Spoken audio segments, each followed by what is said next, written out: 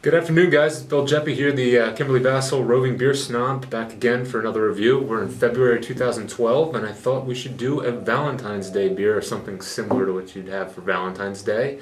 I've actually chosen a Dogfish Head Brewery beer today because we had some comments on the message boards that they might want to see something from there, because they are another local brewery, and they're from Delaware. I'm from Delaware, so that's what we're going to do today. We have Dogfish Head's Fort here. It's their raspberry ale.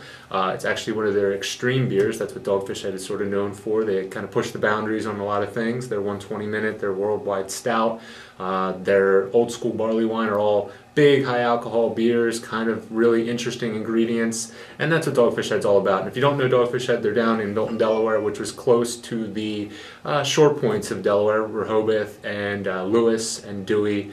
It's about 10 to 15 minutes from there. So what we're going to do here is get this one into a glass, let you know how it smells, tastes, and give you the verdict. And maybe you can enjoy it with a special someone for Valentine's Day. Thanks.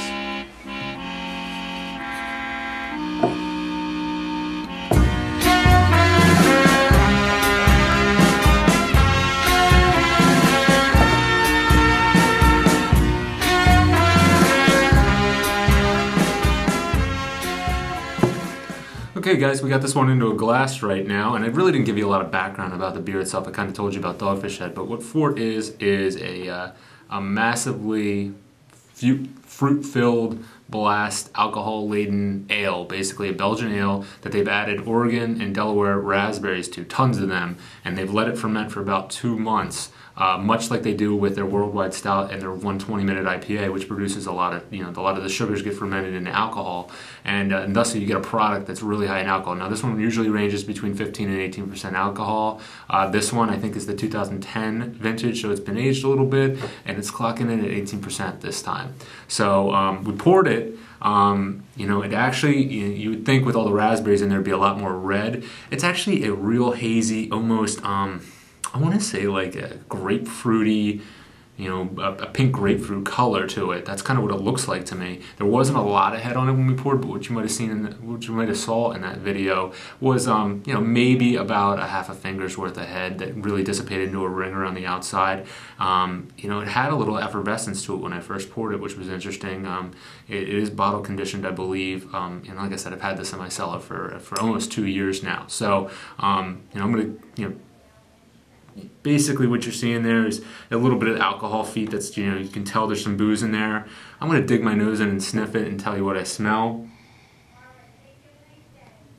And I almost smelled it as soon as I popped the bottle open was booze. It almost smelled like almost like a nail polish remover almost, and that's kind of how 120 and worldwide stout smell from them, because they're so high in the booze. A lot of times with these beers, the age actually helps them tone down a little bit. I thought this one might have toned down a little bit more. The new vintage is on the shelves from December, so I went with the older vintage today that maybe it had toned down a bit and maybe smoothed out. But from the nose, it's almost like the booze dominates any of the raspberry notes that I might be getting.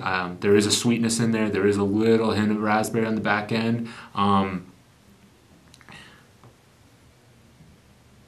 Maybe a little bit more of the raspberry when I swirl it. But that's really it. Maybe a little bit sweet malt character. I know they used a Pilsner malt and a wheat malt in this. And they use some hops, but you don't smell the hops at all. It's a warrior hop. So, I'm not going to waste any more time. I'm going to take a sip of this one and let you know how it tastes.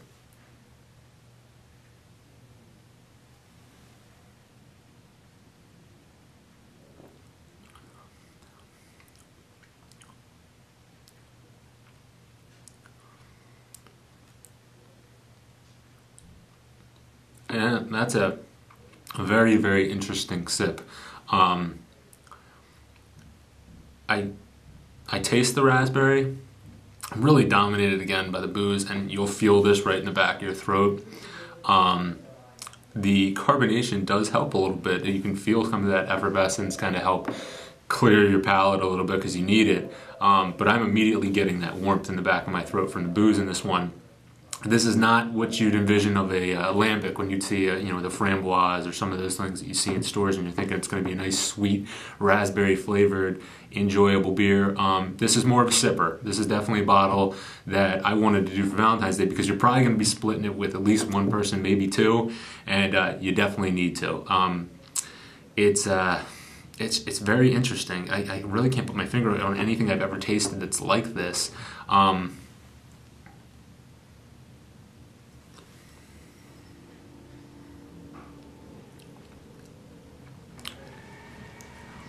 It's almost like a liqueur, like an after dinner drink, like a not as high alcohol, obviously, it's like a port wine, but it has that kind of characteristic, which is a lot like how Worldwide Stout and 120 drink.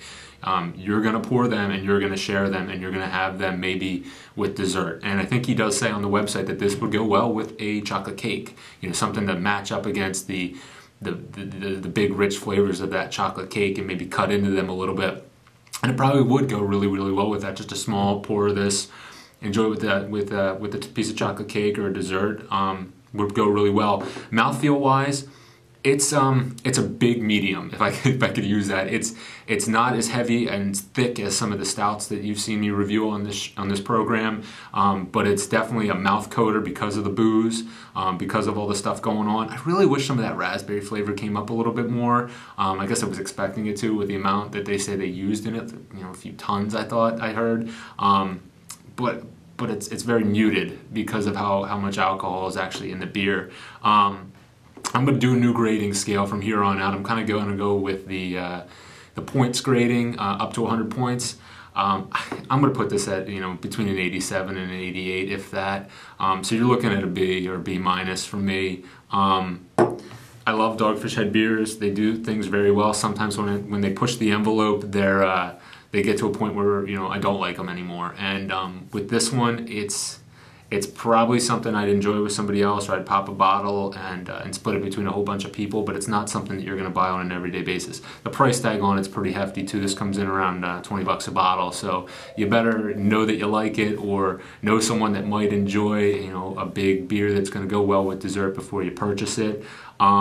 But I'm not saying to stay away from Dogfish Head. I love their stuff. I make a pilgrimage down to their brew pub in Rehoboth every summer with my family, and we have a meal and we enjoy some of the fresh beers that they have on tap. Sam just likes to do. Sam, the head brewer and owner down there, likes to do really crazy things. So this is another one in that realm. They'll keep it in the catalog, I believe. It comes out in December every year, and if you see it and you're interested in it, and the raspberries, are something that you really, really like, I would say pick up a bottle and give it a whirl. I mean, my review is just my opinion. Hopefully, you could come up with your own. But I'm going to give this one, like I said, an 87, probably a B minus to a B. Very interesting, very boozy, not as raspberry forward as I would have thought. But that's pretty much going to make it a wrap today. And until the next time I see you. Enjoy some great beers, enjoy the weather. We're in February here and it's sunny outside, and please drive safely. From Kimberley Vassal Insurance to you, happy Valentine's Day. Cheers.